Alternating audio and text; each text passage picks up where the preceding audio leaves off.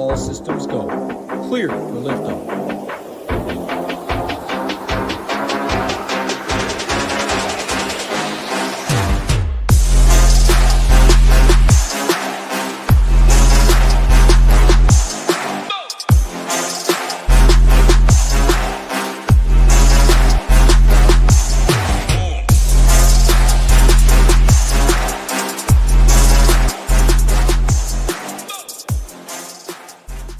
Welcome on in, golf fans. It's your boy, GS Luke, here with our Round 4 live stream for the AMEX. Going to get you guys ready for all of your exposure tomorrow over there with your showdown lineups. We'll take a look at the weather, some shots gained metrics, your strategy out here for the final day. And I know we got some football going on, so hey, if you're here in the live stream, that means you're one of the true sweaty tryhards. I know we got that game starting, so we'll try and keep this one maybe a little bit quicker to get you guys on your way here tonight. But going to give you guys all the goods out there for Sunday. You got Penguin in there, one of those sweaty tryhards I was talking about, who gives me a little bit of credit out there for SHIPIT and posting. So I appreciate that, Penguin. Mackenzie Hughes went off for me as well. So ended up being another profitable day on the showdown slates. But let's try and cap it off with one more day here on Sunday. Before we go in and hop on in, do want to remind you guys how you guys can get access to the SHIPIT Nation, which is of course where you can find all your projections out here for Sunday. That includes your ownership, projected points. That'll include the placement over here for tomorrow, as well as all the tools like the stone and all the other tools that the SHIPIT Nation is posting for every single round. So code Luke10 will give you a discount off any of those memberships. And it's not just PGA that they cover. They, of course,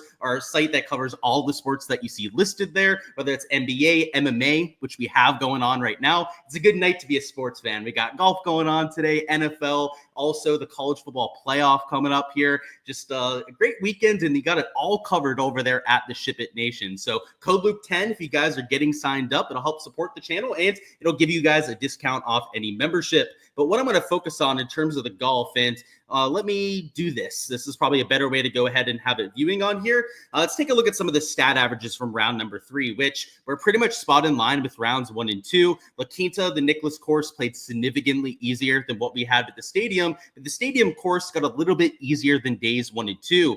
This was definitely a possibility with the talent level increasing on that golf course. And if you take a look at the guys that were playing at the stadium today, it was almost all of your top level players. That's why we had the conundrum with the ownership out there for round number 3. And you saw that reflected with your scoring average. It's part of the reason why in round 2, the Nicklaus course was so much easier than La Quinta. And you saw that effect really out there for all 3 days. So round number 3, you take a look at these averages. Nothing really stood out all that much other than the fact that La Quinta was easy for all 3 days. So it probably had the most consistent scoring average over the first 3. Even after the renovation here in 2024, it's still probably the easiest out of the 3 golf courses. So round 3 ended up going our way because of this, the way that the split worked, but it's pretty predictable around this kind of a track. So it's why this is usually one of the better showdown weeks that we have. But unfortunately, we don't have that situation out there for round 4. Round 4, we're only looking at the stadium course, and I would think that it's going to play pretty difficult out there for tomorrow. The main reason I say that would be with the Sunday pin locations and the lack of amateurs out there in the final round. You don't have all those slappies that are just hacking the ball around anymore, so they can really test these players when it comes to the pin locations.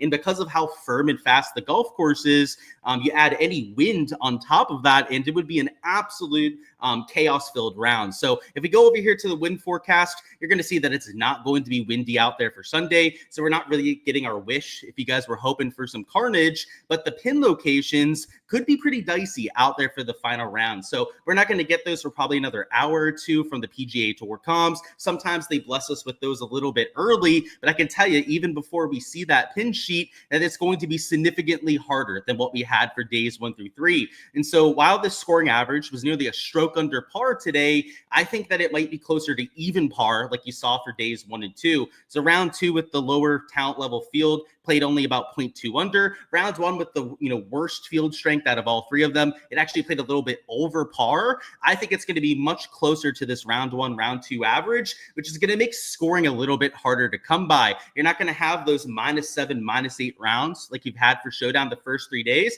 And if you're going to get something like that, there's only going to be a few players that go out there and do so. Maybe 1 or 2 that are getting to a -8 sort of round, which puts a little bit more emphasis on the placement points. Now, it's not a US Open Open type of setup. Not like we're going to be this summer over there when we get to Pennsylvania. We're playing an extremely difficult golf course for the U.S. Open. When it's playing like 3 strokes over par, like you might have over here in major season, then you're going to have to really prioritize those placement points. But with an even par scoring average, you still have more emphasis on this kind of a day compared to if you had a -4 scoring average like we had at the Century. So these guys that are starting at the top, except Straka, of course, with his 4-shot lead, is going to be getting a ton of ownership over there in round 4 showdown, partially because of the extra points that he's getting and also the kind of form that he's in heading into tomorrow. The issue is with trying to fade a player like that is that when you have extra emphasis on these placement points, like I think you're going to get if we get a harder setup for tomorrow, then it makes it even tougher to fade somebody like Sepp. Now, I have a bunch of outright exposure. He was also a core play for me this week. So I am well over the field on Sepp Straka. So I can find a real easy way to go out there and fade him, just, avoid him, kind of hedge against some of my main slate exposure. But if you're not in that kind of situation, then you're going to have to think about it a little bit more than I am. So these guys that are up here in the top 5, top 10, though, are in a premium spot out there for tomorrow. So you're still going to have to go out there and shoot something like -3, -4 to be a for sure optimal play. But if you shoot -3 and you finish in the top 5, that is going to be almost certainly a play that you have to have for tomorrow. So any of these guys like a Jason Day shoot a -3, you're going to have them. A Cantlay, a Lauer, a Charlie Hoffman, who, by the way, is still up there in the mix. You love to see it for some of the older guys. Any of these guys, and I really go the whole way down to the -16s or better, anyone that's T8 or better going into the final round, they go out there and they shoot someone like -3, and I think that's all you have to do to go out there and make your lineup. So personally, it's a slate where I'm taking at least 3 of these guys up here in the top 10, at least if I'm trying to take down the large field GPP. If I'm entering something a little bit smaller, maybe I only take 2 guys that are starting up there towards the top, as you might not have to have the absolute nuts to take down a smaller field GPP. But if you're going to enter in the big 5 or big $20 GPP, you're going to have to beat a sizable amount of entries. And to do so, you're going to have those 3 guys up top that go out there and shoot something like -3, -4. So my player pool, at least in those larger field contests, is going to have a role in my optimizer to force in a few of these players into my lineups. Now, it's not always the case. There's a lot of times where on a Sunday showdown, I'm only taking 1-2 guys towards the top. But when you only have about an even par scoring average, I just don't think we're going to get a whole bunch of those -6 or better rounds. Then that's why we have to focus on the top of the end of the board just a little bit more. And just to go over the weather report a little bit more fully, I know we took a look at the HRRR, which, by the way, is the most reliable day-to-day out there, at least in the continental United States. But you can see they're all relatively calm. So whether it's the GFS, ECM, Icon model, all these different wacky models that you see on here, the only one that's calling for any sort of wind would be the NAM model, and that's not until like 2 to 3 p.m. local time. So, and even that, it's only like 7 to 8 miles an hour sustained. And just to make sure that we're being complete here, let's go to the NAM model. The wind gusts are about 6 miles an hour. So actually lower wind gusts than what you have with the sustained winds, which I'm not sure how they figure that's going to happen. But hey, these meteorologists, they seem to have a pretty easy job over here in Palm Springs. Call for 60-degree temperatures pretty much day in, day out, in low winds, and you're going to keep your job over there in Palm Springs. So yeah, it's a little bit of a different Sunday showdown, so I would say, compared to what we had even at the Sony Open, where we had a little bit of a better scoring average. You saw, closer to 4.5 birdies per round. I think with the harder pin locations, it's going to be at most about 4 birdies per round that are being made, if not closer to 3.5 to 3.75, like we had at the stadium course for days 1 and 2. So it just, adds that little bit of extra emphasis on the placement points, which makes it, I would say, a sub-ideal slate. I like the slates where we don't have to worry about the placement points, because the other aspect that we have to consider with these guys up top is that their ownership's going to be inflated. All of these guys are going to be much higher owned than all of their other counterparts. So when we go to actually jam them into our lineups, like we will with our lineup construction later, you're going to have to see that we offset it with lower owned guys down low. So there's always, a little bit of giving and taking you have to do with your lineups when you're taking some chalk. But tomorrow, I think it's almost inevitable to go out there and take a few. Now, they didn't have the round 4 tee times up quite yet, but it looks like they just ended up posting them. And it looks like it's going to be threesomes off of both tees. So I thought there was a chance that they'd go with twosomes off of hole number 1, but they've completely scrapped that. So it'll be holes 1 and 10, any sort of quote unquote weather edge that you could have hoped for, maybe with the PM winds getting a little bit more significant like you have here in NEM, with the course getting firmer as the day goes on. It just isn't going to be there. When you have the threesomes off of holes 1 and 10, you only have about, let's see, a 2-hour spread of tee times between the first group off and the last group off. You're just not going to have that kind of opportunity for a weather edge. So I would say you're overthinking it if you're using the weather to go out there and build your lineups for tomorrow. It's more so important to know from the scoring perspective, right? We want to know how many birdies are going to be made on average, so we know how much stock to put into those placement points. We'll go back to the shots gained metrics here in a second, but heading into a round 4 showdown like this is a perfect time to go out there and join the SHIPIT Nation. The stone is going to be especially valuable out here for round 4 showdown, but we don't have all the shots gained metrics we would normally have after 3 rounds. Normally we have 54 holes to draw off of. We have a really good idea on who's hitting the ball well, but heading into Sunday, we only have 18 holes on all these guys that made the cut because they only had 1 round at the stadium course, right? And that's the only course out there with the shot link metrics. So we're kind of in the dark, right? We're kind of flying in the dark if we're heading into Sunday, unless you have access to something like the stone. We're going to get their round 4 average scores. You're going to see a lot of the stats that you can see on here, like the approach series for guys that played in round number 3. In the round 3 expectations, by the way, could have put you on a guy like JT Poston today, who you can see over here was an A-, a B+, and an A- in his round 3 stats. You can see over there it's short game regression, bad round regression, and then round 3 historical. All 3 very favorable for JT Poston. Also somebody that on DGen's scorecard is known as a round 3 scorer, went out there and had one of the best rounds of the entire day. And also, we talked him up on the live stream yesterday, right? The shots gained metrics looked really good for JT Poston as well. The stone, another way that you could have gone on to a play like that. So shout out to the SHIPIT Nation stone. This is from round 3. So if you guys were hoping that this is for round 4 and that you could, screenshot it or whatever and go ahead and use it, this will be updated on the SHIPIT Nation site here in just a little bit out there with the round 4 metrics. So for the guys that played in round 3 on the stadium course, which is a lot of your top level players, we're going to have the approach series to work with, which is pretty exciting, right? We're going to have those stats to actually use out there for tomorrow, as well as all the usual stuff that we have over here on the right. The putting series, the regular projections, you're going to have there are different specified plays over here on the left side as well. All things you want to check out over there. And again, code Luke10 if you guys are signing up. They give you guys a discount off any membership. But what I do want to look at over here would be some of the round 3 stats, because we do have the studs that we're playing at the stadium course today, and it's going to be the most recent data that we have heading into Sunday. And they're also going to be playing the exact same golf course. So not only can we get a measure of how some of these guys were hitting the ball, but we're going to get an idea of how they played at this specific golf course, which wasn't the case for rounds 2 and 3 showdown, right? When we were looking at these stadium course stats, they were going from stadium to either La Quinta or the Nicklaus course, right? They weren't going from stadium to stadium course like you're going to have for tomorrow. So somebody that gained a bunch of strokes on approach might just like the kind of shots that you have around the stadium course. So I just think it means a little bit more than what we had in rounds 1 and 2 because of its proximity out there to round 4.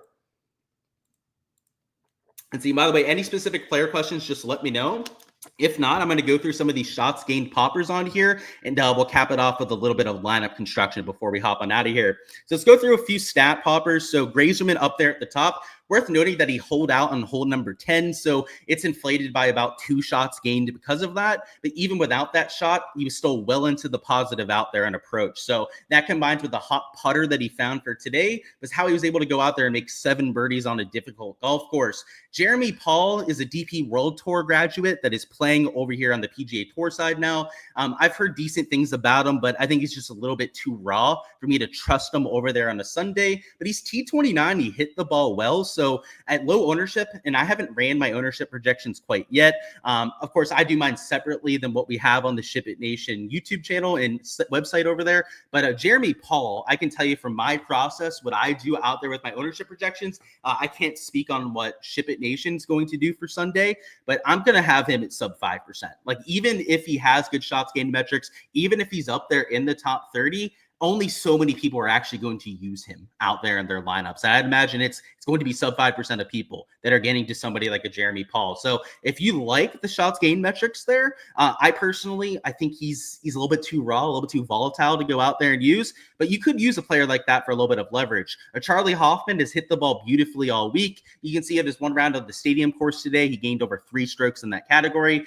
Could not buy a putt for his life. He had like a 5-footer, maybe a 7-footer on hole number 1 and missed it a bunch through his first 5-6 holes that he could have made. And I believe he was even par through 5 holes, and he could have been -4, maybe even -5 through his first 5 holes.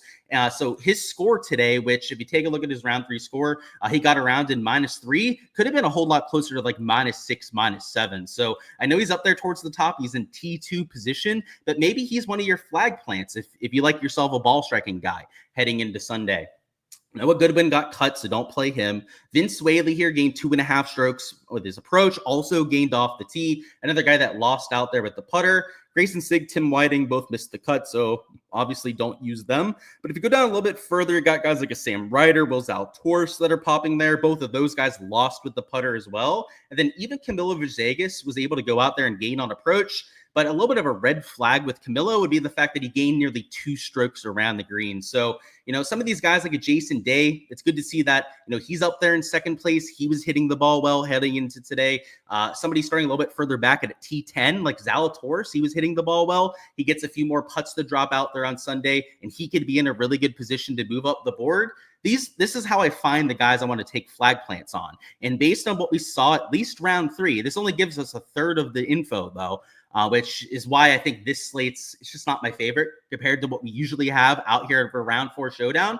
But these sort of players are the kind of guys I'm probably using in my showdown lineups, like a Will Zalatoris, a Jason Day up there towards the top end of the board. It's not like I'm blocking them. They're just going to be parts of my player pool, but I'd rather these guys than anyone that struggled up there towards the top. So just to get an idea, if we take a look at the top end of the leaderboard, which you have a lot of the guys that played on the stadium course today up there, let's find a few guys that struggled out there on approach, like Justin Thomas. For as well as he putted today, he gained 3 strokes putting. He lost out there on approach. And, JT is my guy. Trust me, I try to find any reason I can to go out there and play him. He's one of my top 3 favorite players out there in the world. He's losing nearly 1.5 strokes putting. Like, that's a massive red flag heading into the final round. We have no data on guys like Mark Hubbard, right? They played stadium earlier in the week. Same thing with Sepp Straka.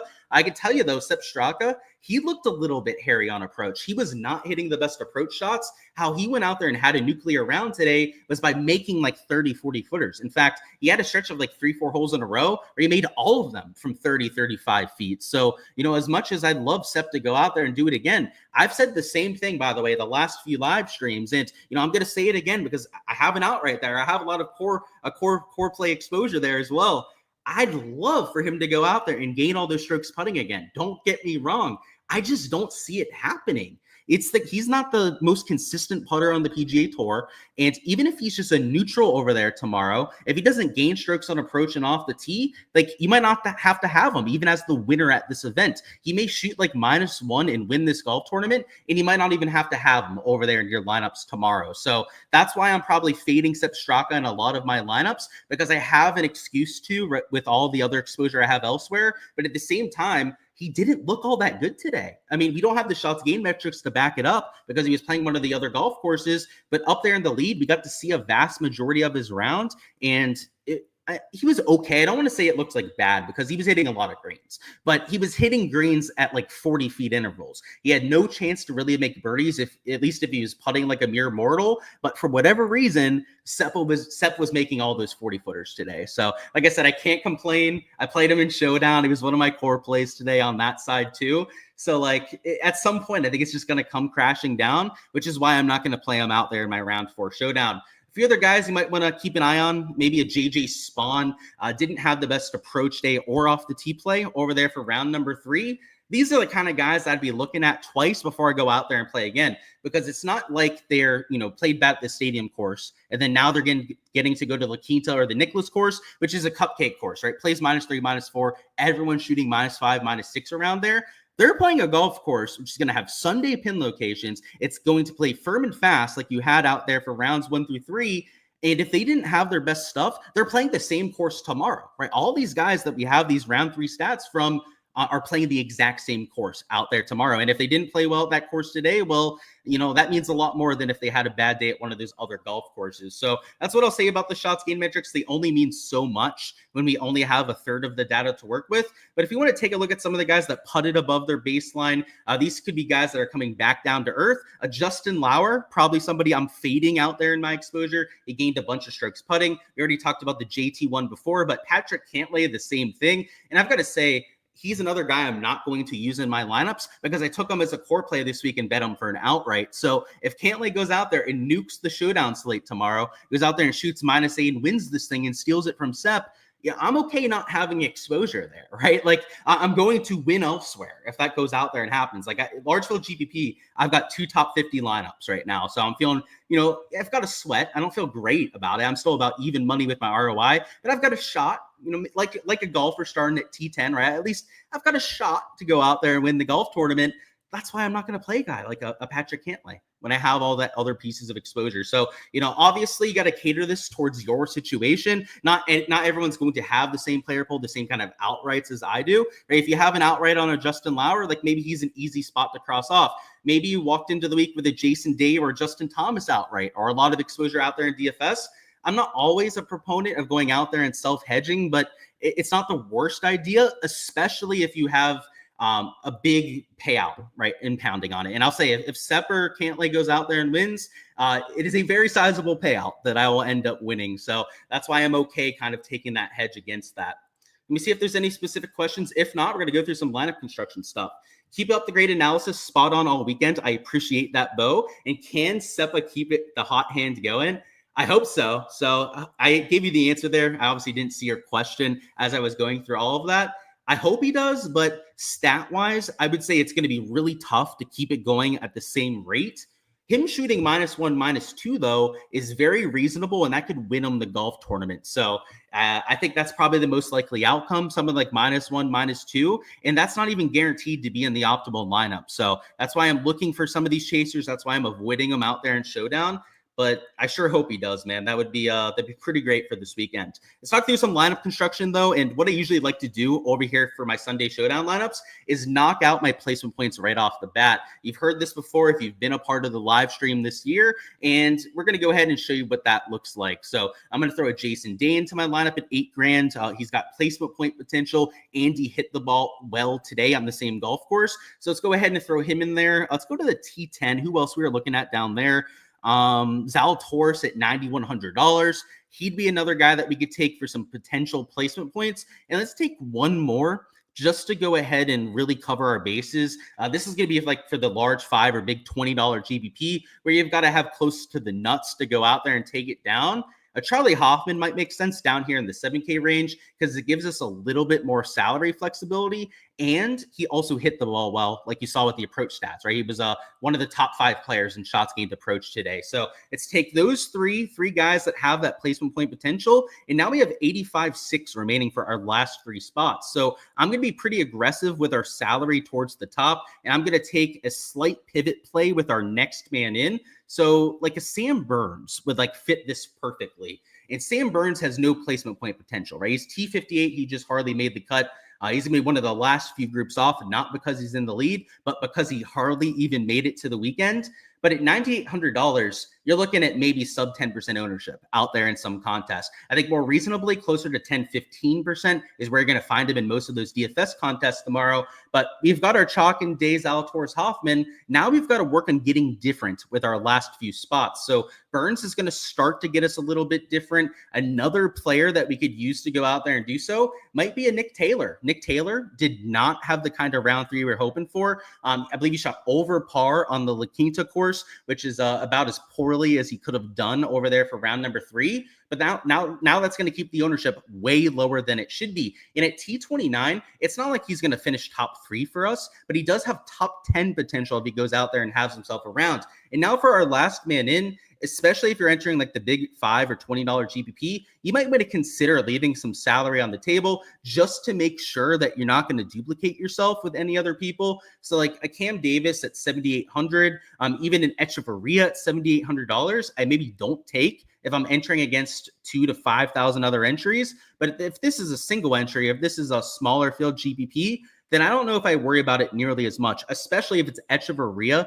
And by the way, don't play Echeverria. He's T91. He missed the cut. So that'd be silly to go out there and play him. But if you used Cam Davis there at $7,800, you'd probably be okay in that kind of contest just because you're not playing against as many other entries. But if you are in that large field GPP, I don't hate the idea of going down here to a Tom Hoagie who's down there at T44, and you're leaving $200 on the table. So that's going to help you make sure you don't duplicate yourself nearly as much.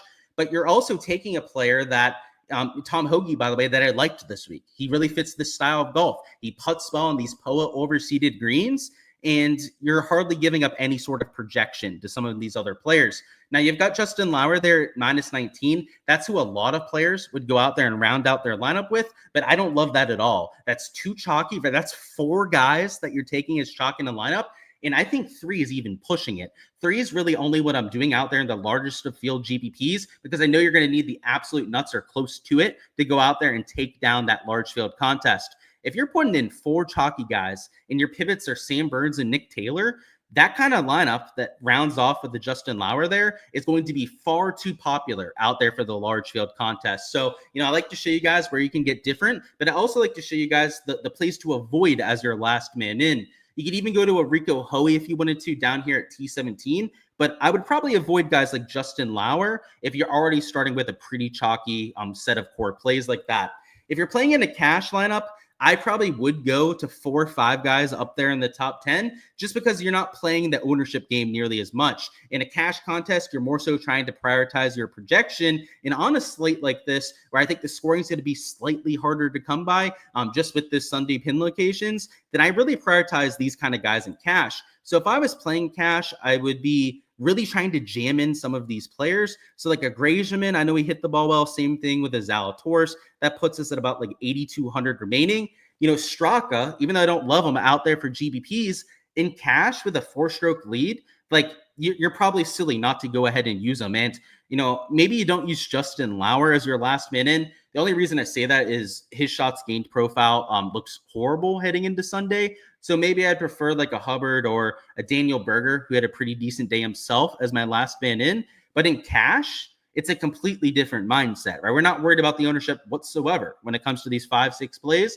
It's much more about trying to prioritize our projection. And we weren't just jamming the top end of the board out there with that lineup. It was jamming the top end of the board along with the guys that were doing it sustainably with their shots gained metrics. So hopefully that gives you guys a little bit of a taste of the differences with your strategy on whether you're entering cash versus something like single entry or large field GPPs. There's a little bit of a nuance involved when it comes to going out there and building lineups, and especially out there with Sunday Showdown. But that's all I've got over there for the Sunday live stream, guys. Let's go ahead and cut off that live stream now. Appreciate you guys stopping into the live stream. Not sure why my face is so small down there to the right side, but we'll get the technical difficulties figured out here at some point. I appreciate you guys stopping by to the live stream as per usual. Go ahead, smash that like button, subscribe to the channel if you guys haven't already. We're going to have content coming for the rest of the year as well. Make sure to check out Hoop and Tambo's video this week, going over the next week on the PGA Tour. I believe it's Pebble Beach that we have coming up. So another one of these big tier events to go ahead and break down, as well as for the rest of the year over there on the PGA side.